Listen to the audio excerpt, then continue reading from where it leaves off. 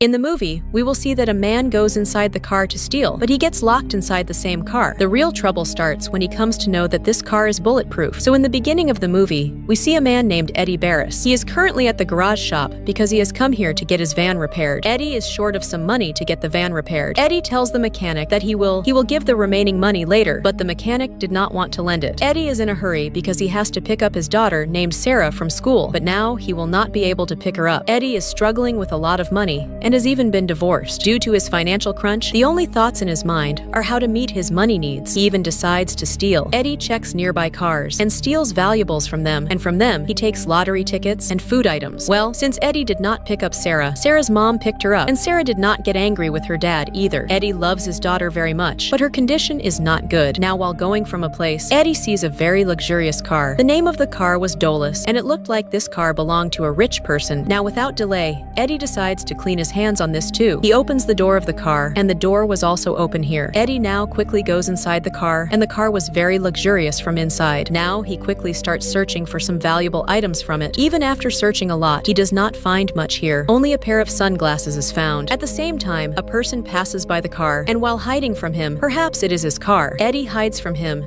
And now, after this, he is about to open the car and come out, but he sees that the door of the car is locked. Eddie tries to open the door several times, but the door was not moving at all. The interior of the car was also not working here, and during this time, someone's call starts coming in the car. Eddie finds a way to get out quickly without receiving it. He now takes out a tool from the same car and starts hitting it on the glass of the car, but the glass of the car breaks. Now we see that someone is keeping an eye on the camera in the car for Eddie. Eddie makes another attempt to open the door of the car, and due to this, he is now injured. Eddie has realized that the car will not open like this. He is now going to take out his phone and make a call, but in this car, all the networks are blocked. Now, having no other option, Eddie has to pick up the call coming in the car. The person here on the call is the owner of the car, whose name is William. William says that his last 6. Now the car has been stolen, and this is the 7th time, and it is very irritating. Eddie now abuses him and asks him to get out, but William gives him a strong electric shock. Eddie is now fed up with all this, and he takes out a gun from his bag, and he shoots at the window of the car, but his wino's window is bulletproof, so his bullet reflects and hits him in the leg. Now, after being shot in the leg, Eddie is bleeding profusely. Eddie is stuck inside amidst so many cars, but no one has any idea. A lady passes by the same car, but she just fixes her makeup and leaves from here because the mirrors of the car are polarized, due to which nothing is visible inside the car. Blood keeps flowing from Eddie's leg continuously, and he becomes quite unconscious. William is telling on the call that he has jammed all the networks, Wi-Fi and Bluetooth. You can get out of here by any means. Eddie can't escape. Every time he abuses William, he gives him a shock. William keeps talking to Eddie, and after some time, Eddie becomes unconscious. After some time, it is night, and now when Eddie opens his eyes, he sees that his wounds have been given first aid. This means that William came in the car. Eddie sees that it is raining outside, but inside he has nothing to drink. Now it is the next day, which is Saturday. It's day. Eddie is sitting thinking what he will do now. William calls again. Eddie asks him, "What do you want from me?" William says that we should get to know each other a little. Eddie is very hungry, and he asks him for food and water. Here, Eddie was abusing and everything, due to which William now gets angry and turns on the AC in the car, and also plays an irritating classical music. Gradually, this condition of Eddie starts deteriorating, and now, like this, is complete. The day continues. Now, when it is night, William gets a call again. Here, Eddie apologizes to him and says that he will not do this again, after which the AC stops. So now here, the next day, Eddie is very thirsty. He even starts thinking about using the toilet to drink, but he cannot do it. This time, when William calls, Eddie looks outside, where he sees a person on a building. He thinks that maybe it is William. Eddie tells him, "What are you with me? What do you want to do? Will you kill me and sell my body?" William himself says that I too am going to die due to cancer in a few months. Eddie says, "Call the police. I will confess everything." But according to William's rules of punishment of the government, he spends many years. Now after this, it becomes night, and this time, he increases the temperature of the car. Eddie is very helpless